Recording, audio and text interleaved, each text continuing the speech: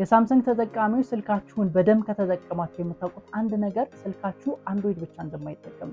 ይህንንም ማወቅ የምትችሉት ሴቲንግ ላይ ገብታችሁ እስከ መጨረሻው ስክሮል ዳውን አድርጋችሁ አባውት ፎን ከዛ በኋላ ሶፍትዌር ኢንፎርሜሽን ላይ ስትገቡ ሁለት ኢንፎርሜሽኖች ከላይ ታገኛላችሁ። ዋን ዩአይ ኮር ቨርዥን እና አንድሮይድ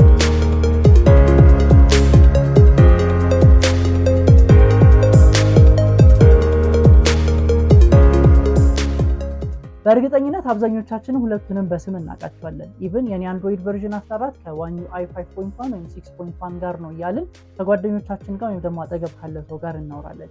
ግን የሁለቱን ልዩነት የምናውቀው ጥቂቶች ነን። አይ ነው ቦልድ ክሌም ነው፣ ግን በምሳሌ ላረጋግጥ። የሁለቱን ልዩነት በደንብ ለማስረዳት ራሳችንን እንውሰድ።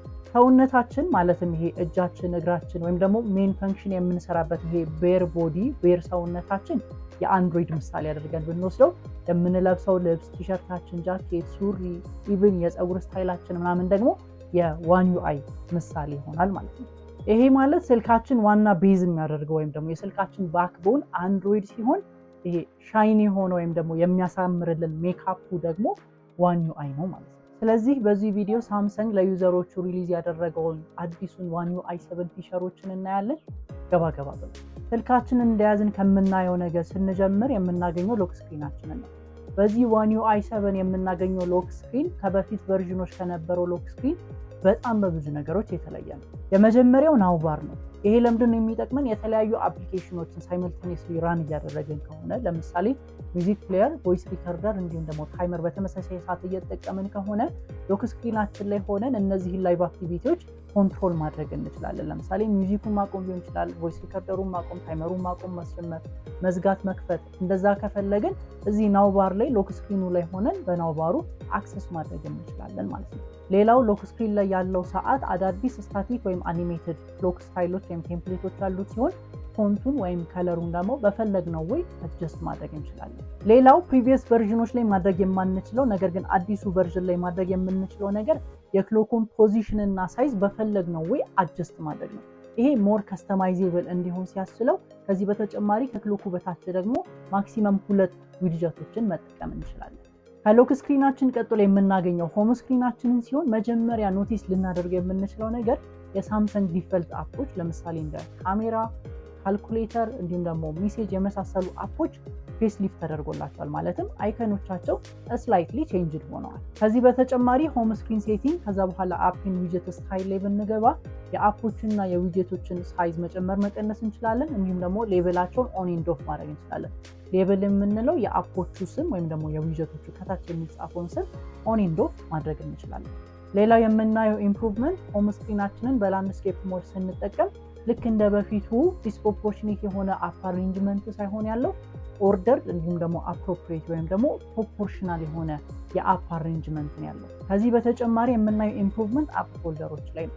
ፕሪቪየስ ቨርዥኖች ላይ አፕ ፎልደር ውስጥ ያሉ አፕሊኬሽኖችን አክሰስ ለማድረግ ሙሉ ፎልደሩን መክፈት ያስፈልገን ነበር። አዲሱ ቨርዥን ላይ ግን አፕ ፎልደሮችን ትንሽ ተጭነን ስንቆይ የተወሰኑ ኦፕሽኖች ይመጡልናል። ከዛ ውስጥ ኢንላርጅ የሚለውን ስንነካ የፎልደሩ ሳይዝ በተወሰነ መልኩ ቢገር ይሆናል።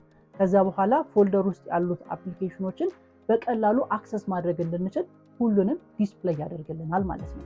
ሌላው ወደ አፕ ድሮወሩ ወይም ደግሞ ኦል አፕስ ፔጅ ስንገባ ሰርች ባሩን ከላይ ሳይሆን ከታች ነው የምናገኘው።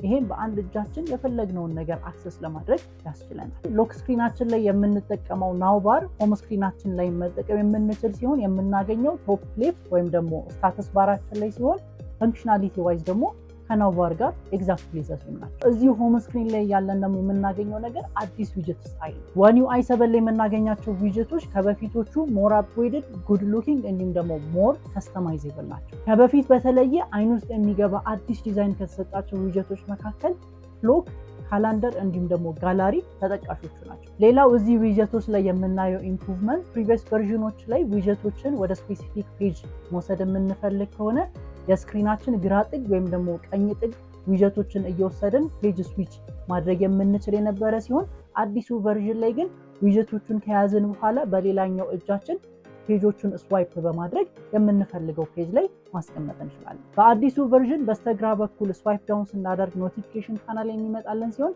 በስተቀኝ በኩል ስዋይፕ ዳውን ስናደርግ ደግሞ ኩዊክ ሴቲንግ ፓናል ይመጣልናል።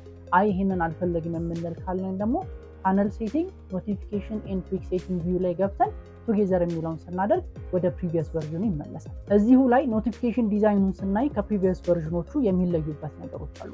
የመጀመሪያው ሞር ራውንድድ ነው። ማለትም የፕሪቪየስ ቨርዥኖቹ ሬክታንግል ዊዝ ራውንድድ ኮርነር የሆነ ሲሆን የአሁኑ ግን ሰምሃው ሙልሙል አይነት ነገር ይመስላል። ከዚህ በተጨማሪ አፕ አይከኖቹ ተለቅ ያሉ ሲሆኑ የተለያዩ ኖቲፊኬሽኖች ከተመሳሳይ አፕሊኬሽን ሲመጡ በበንድል የሚቀመጡ ሲሆን ያንን በንድል ስንነካው እያንዳንዱ ኖቲፊኬሽን ይዘረዘራል እንጂ ልክ እንደ በፊቱ ቀጥታ ወደ አፕሊኬሽኑ አይገባም። ከዚህ በተጨማሪ ጀነራል አፕዴቶችን ወይም ደግሞ ኢምፕሩቭመንቶችን ስናይ መጀመሪያ የምናየው ካሜራ አፕ ላይ ያለውን ነው። ፕሪቪየስ ቨርዥኖቹ ላይ ካሜራ ኮንትሮሎቹን ከላይ የምናገኛቸው የነበረ ሲሆን አሁን ግን ከታች የምናገኛቸው።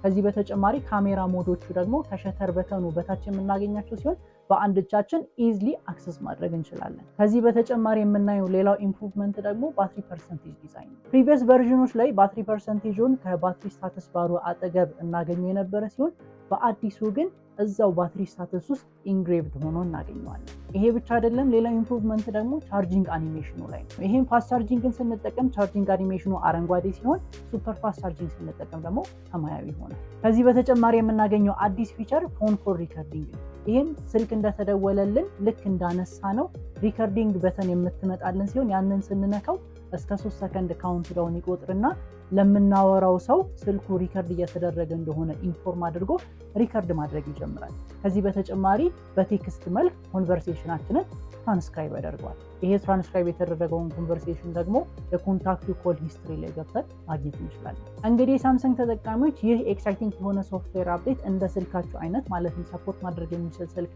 ያላችሁ ካላችሁ አፕዴቱ ይመጣላችኋል። ከዚህ በተጨማሪ ከዚህ አፕዴት የተመቻችሁ ፊቸር ካለ ኮመንት ላይ ያሳውቁኝ። በቀጣይ ቪዲዮ እስከምንገናኝ ድረስ ፒስ አውት።